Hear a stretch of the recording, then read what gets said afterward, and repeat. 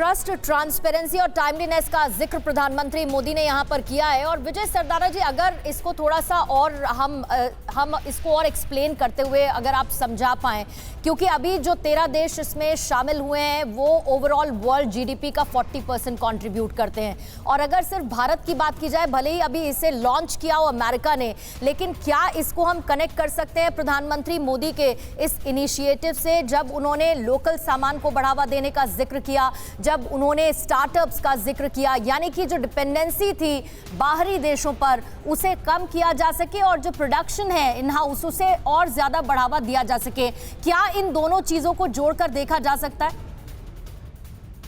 देखिए, प्रधानमंत्री साहब ने एक बहुत इंपॉर्टेंट बात कही है वर्ल्ड लीडर्स के लिए कि आप ट्रांसपेरेंटली वे में काम करें।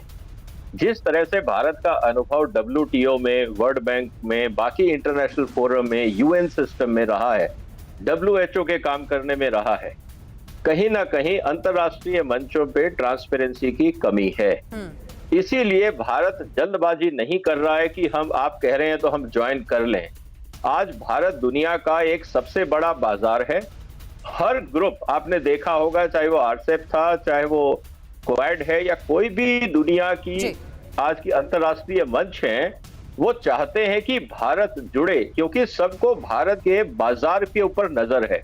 कोई नहीं चाहता कि भारत एक आर्थिक महाशक्ति बने, कोई नहीं चाहता कि भारत एक बड़ा एक्सपोर्टर बने। और सर, अपडेट यही है कि प्रधानमंत्री ने थोड़ी देर पहले कह दिया है कि IPEF से जुड़ेगा भारत। लेकिन योगेश गुप्ता जी, मोटे तौर पर अगर हम समझे तो IPEF इसीलिए बनाया गया था कि चीन की जो व्यापार के क्षेत्र में जो अग्रेसिव स्ट्रैटेजी है उसकी काट ढूंढा जा सके, इसीलिए IPEF को बनाया गया। और अब इसमें भारत भी जुड़ने की बात कह रहा है, प्रधानमंत्री ने कहा भी है। चीन के लिए ये कितना बड़ा झटका है, कैसे समझाएंगे आप इसे?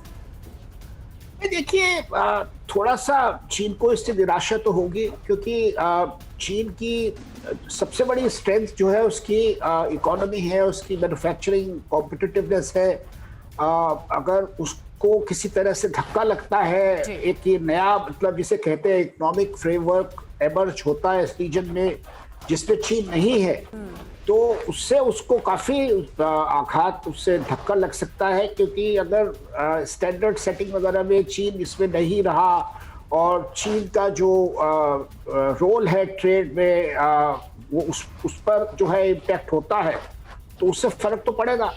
तो फर्क पड़ेगा, आपके हिसाब से फर्क पड़ेगा। जी द्विवेदी साहब हमारे साथ मौजूद हैं। द्विवेदी साहब, अमेरिका और चीन के रिश्तों के मद्देनजर अगर इस खबर को समझने की कोशिश की जाए, अक्टूबर 2021 में मुझे याद आता है जब जो बाइडेन ने पहली बार इस तरह के फ्रेमवर्क की बात कही थी और एक तरह से अपना आइडिया दुनिया के सामने शेयर किया था, ईस्ट एशिया समिट जब हो रही थी, और आज उस पर मुहर लग गई है, तमाम मुल्क उसका हिस्सा बन गए हैं। ये अमेरिका के लिए कितनी बड़ी जीत है और चीन के लिए खींच का कितना बड़ा विषय है, क्योंकि चीन में इसे लेकर अब बौखलाहट तो होगी और चीन अपने तरीके से जवाब देने की कोशिश करेगा।